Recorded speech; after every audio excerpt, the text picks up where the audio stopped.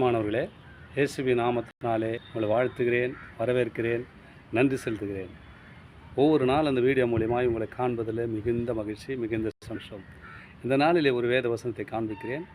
Mark சுவிசேஷம் 1ஆம் அதிகாரம் 40ஆம் வசனம் சொல்லப்படுகிறது.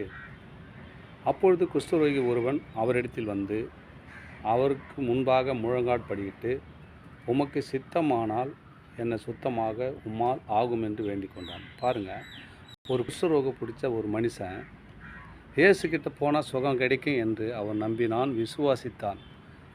அதுக்கு ஆண்டவர்கிட்ட உறுதியாக பேசுகிறான். என்ன பேசுகிறான்னு சொன்னால், என்னை சுத்தமாக உம்மால் ஆகும்பா. முழங்கால் படித்தவர்கிட்ட வேண்டிக் கொண்டான்.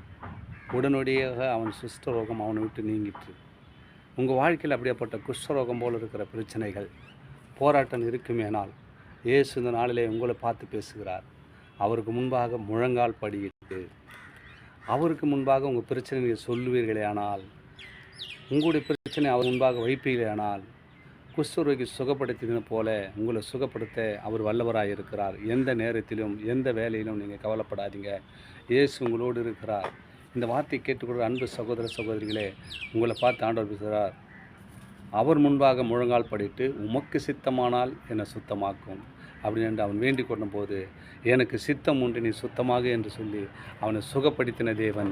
இந்த நாளிலே இந்த வீடியோ பார்க்குற, இந்த வசனத்தை கேட்குற அன்பு பிள்ளைகளே, உங்கள் வாழ்க்கையில் அப்படியாப்பட்ட பிரச்சனை இருக்குமேனால் நீ ஆண்டவர்கிட்ட முழங்கால் படிட்டு, என்னை சுத்தமாக உம்மால் ஆகுமாப்பா என்று சொல்வீர்களேனால், நிச்சயமாக உங்கள் வியாதி வறுமை எல்லாம் நீங்கி உங்கள் ஆசீர்வாதமாக நடத்த அவர் வல்லவராக இருக்கிறார். தொடர்ந்து இந்த வீடியோ பாருங்கள். வீடியோ பார்க்குறது மட்டும் இல்லை அன்பு சகோதர சகோதரிகளே, சப்ஸ்கிரைப் பண்ணிவிடுங்க.